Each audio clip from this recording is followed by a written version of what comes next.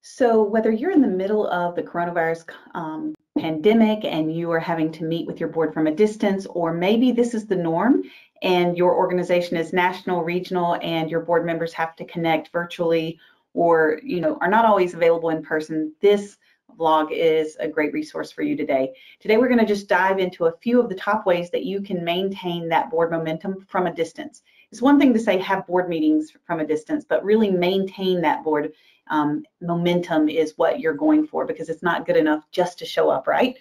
So this is going to be a three-part series, and we're going to dive in first with how to connect with your board. I know this is going to sound elementary, but maybe we all need a refresher because it is so easy to just get on that hamster wheel and start running. And especially as executive directors, staff members, volunteers, we expect our board member to kind of get on there and run on that hamster wheel with us, and often forget that just like our clients and team members, they do have other things on their plate. So this connection is important. The reason it is important too is studies in the nonprofit world demonstrate or show us that most board members that disengage say it is because of the lack of meaningful work, not from being overworked.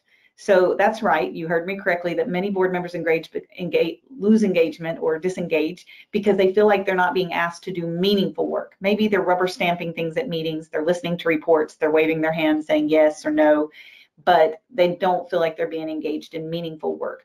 So there's different ways to address that, but first connecting with your board and making sure that you remember that these are human beings, volunteers who have stepped up into a leadership position. They should be accountable. They should be taking their role seriously, but that we also need to appreciate them for doing that.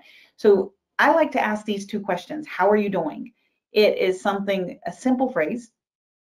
If you saw Meghan Markle's interview on, the TV at one point, you saw her tear up when the interviewer just asked a simple question, how are you doing? And it's powerful. Because when you are in the fray, when you're kind of front and center, people forget to ask how you're doing. Ask your board members, how are you doing? And is there anything you need? Maybe they aren't engaging because they don't know what to do. Maybe they are not engaging because their computer broke down. They haven't been able to connect. Internet is out, whatever the reason might be. And you simply saying, how can I help? Can I drop something off in your mailbox? Can I arrange to send, X, Y, or Z to your house for you?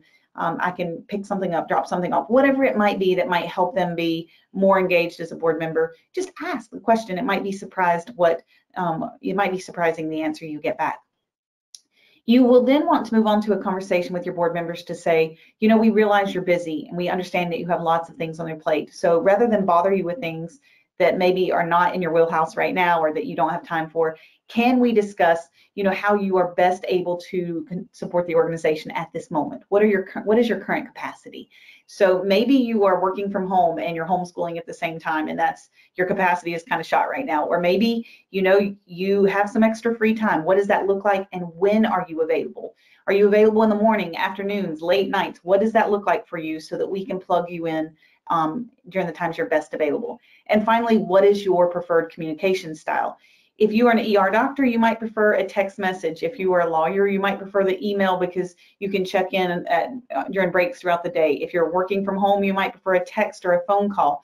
It just depends on people's life situations. And when we can acknowledge that everyone's communication method is different, it reduces the struggle and the frustration on both ends. So I encourage you to reach out and really analyze that board's capacity by asking them specific questions instead of just assuming. Finally, once you know what your board members are up to, how they prefer to be communicated with, you can also establish communication norms. So it might be, hey, we have multiple people that like text messages, so I'm going to send out a group text message. Those get really hard to follow after a while, so you might have restrictions. Instead of group conversations and threads via text, you might have restrictions and say those are specific for announcements or upcoming meeting reminders or something like that. A Facebook group, on the other hand, is a great way to engage people in a social platform. Most people have a Facebook page or could create a generic one if they don't really want to be on Facebook for their own personal reasons. You could have a mock profile or one that you just set up and help people access the group Facebook page from there. You can post an activity. You can get comments going underneath that. You can celebrate successes. Lots of things you can do in the group Facebook page. There are other things, it's not listed here, but there are task sharing systems such as Asana and Monday, other ones that are designed specifically for boards, and they're free. And you can literally post to-dos and assign them, and then they can move them into the next square saying it's in progress, and people can make notes under them. And then you can actually move them into completed list, and your administrator can take them off the list.